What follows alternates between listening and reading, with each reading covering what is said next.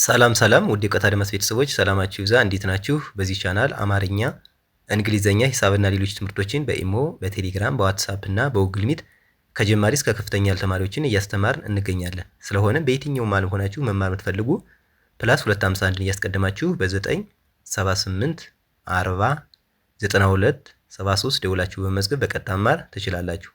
ዛሬ ይዤላችሁ የመጣሁት ዲቃላ ሆሄያት ወይም ከየቤተሰባቸው 8ኛ የሆኑትን ለይተን የምንቆጥር ነው የሚሆነው። ስለዚህ ሁላችሁም ሐሳባችሁን ሰብስባችሁ ደብተርና እስክሪብቶ ይዛችሁ እንዲሁም ቪዲዮውን እያቆማችሁ በመጻፍ ተከታተሉኝ።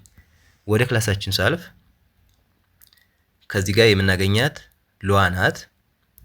ሏ ሏ ኋ ኋ ሟ ሟ ሷ ሷ ሯ ሯ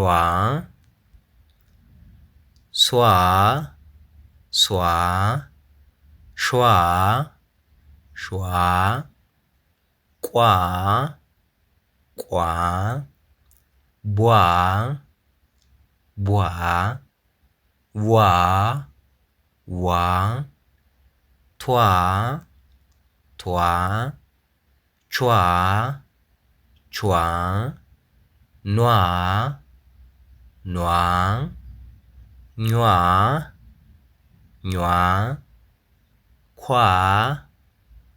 ኳ ኋ ኋ ዟ ዟ ዣ ዣ ዷ ዷ ጇ ጇ ጓ ጓ ጧ ጧ ጯ ጯ ጳ ጳ ጿ ጿ ፏ ፏ ፖ ፖ ኋ ኋ እነዚህ እንግዲህ የምናያቸው ከፊደላት 8ኛ ቤተሰቦቻቸውን ወይም ዲቃላ ሆሄያት የምንላቸውን መረጥ አርዬ ነው ያቀረብኩላችሁ ማለት ነው። እነዚህን ደግሞ ለመጻፍ በጣም ቀላል ነው። አብዛኞቹ አራተኛ ቤተሰባቸውን ወስደን ከታች አግድም መስመር ማድረግ ነው የሚሆነው። ስለዚህ በቀላሉ ማንበብ እንችላለን ማለት ነው።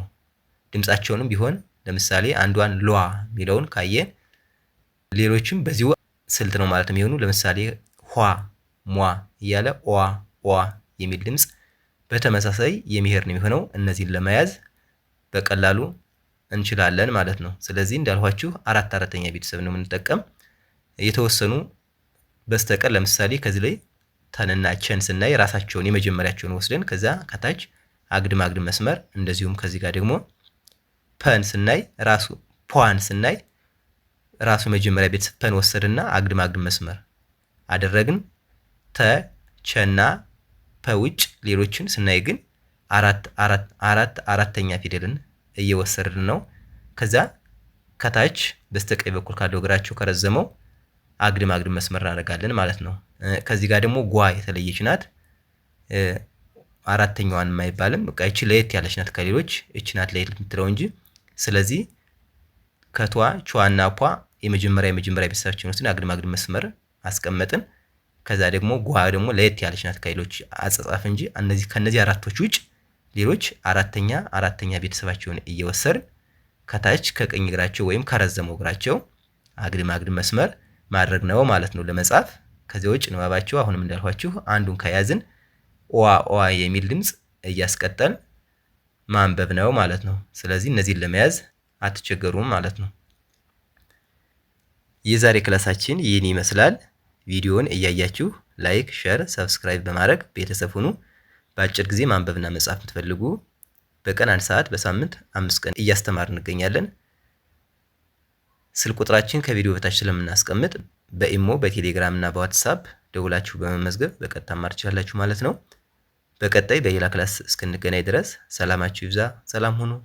ቻው